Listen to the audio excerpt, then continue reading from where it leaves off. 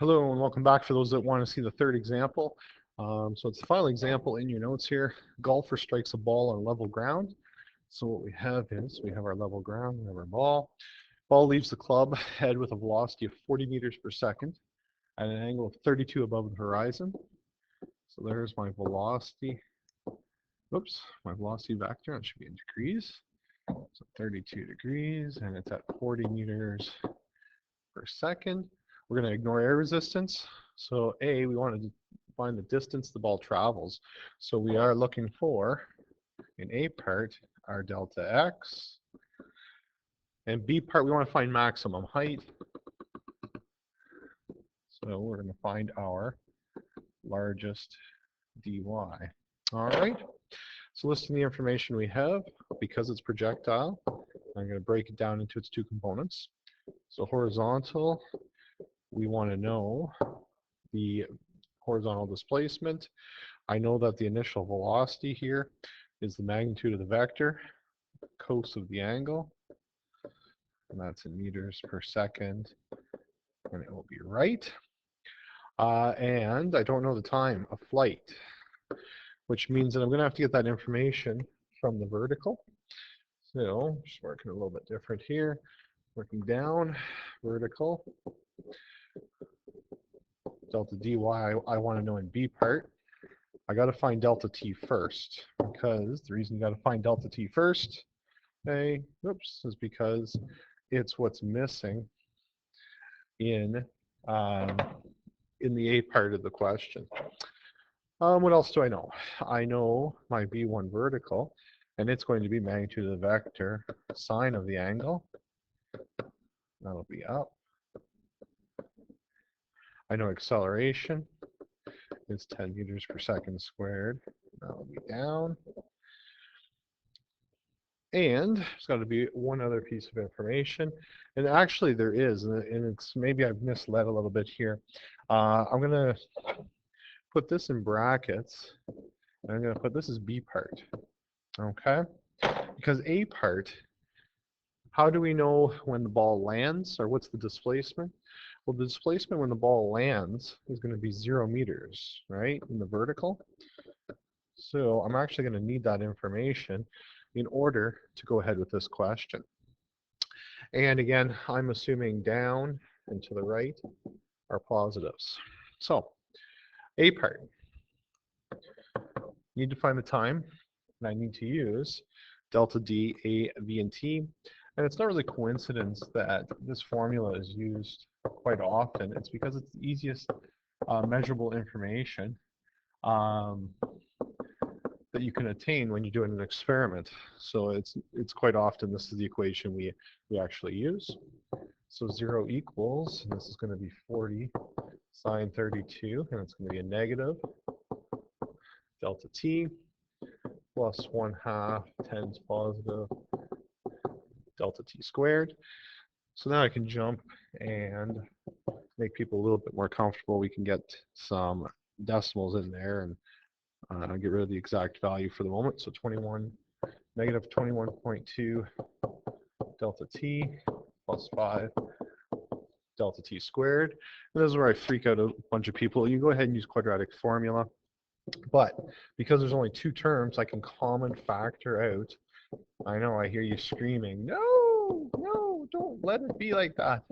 But you can common factor out a delta t, which means that I know the two times when the displacement is 0 will occur at 0 seconds, which is, we knew that already.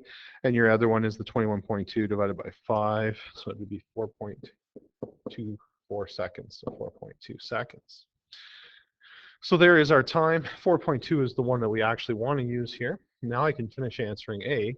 We can find that horizontal displacement by finding or using the information from that first part there. So 4.2.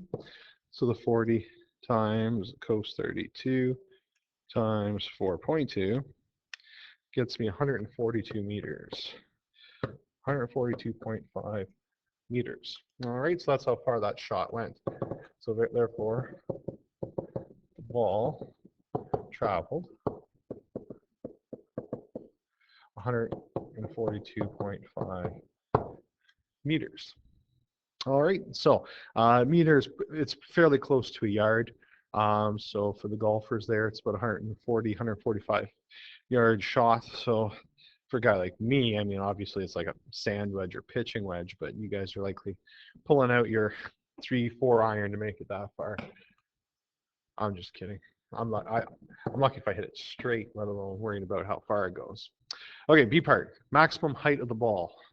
Okay, so at max height, and this is the tricky part to this question.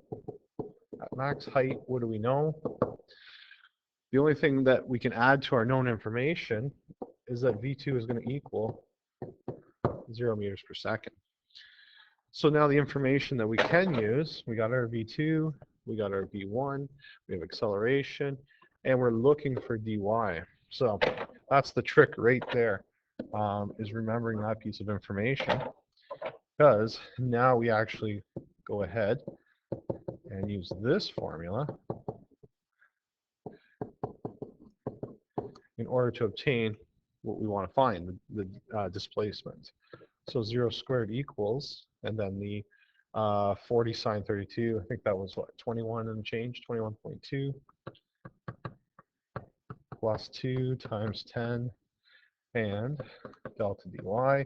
For those that are saying that 21.2 should be negative, you're correct. So I'll throw that in there. In the end, it doesn't really matter because I'm going to square it. That's why bad habits. I got to remember though. I need to show those steps for you. 21.2 squared. So we got about 449.4 plus 20 delta dy. So now you're just pulling out your grade 9 skills here, and we're going to solve for delta dy. Now, some of you might be looking and saying, oh, I'm going to end up with a negative number. And you got to remember, in physics, negative numbers aren't necessarily wrong. It comes down to your interpretation. So we get negative 22.5 meters.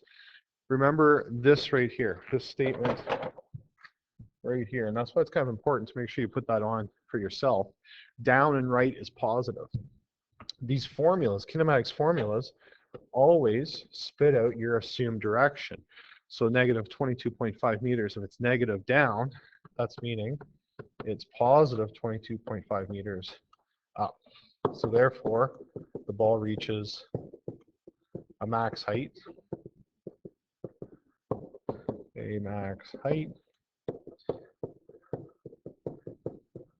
of 22.5 meters. Put it up. All right. So there you go. That's the more challenging one. You're going to run into harder ones in the homework, okay, and that's to be expected. That's why we're working through them together in class. Gives you a chance, 75 minutes in time in class, to work through them. So again, if you didn't catch that from the previous video, there's the homework. And like I said, you're working through. Some are going to be harder than others, so it's not going to progressively get harder from 30 to 36. It's going to be one you're going to be able to do, the next one you might not be able to, alternating. So anyway, make sure you work through those and ask if you have any problems.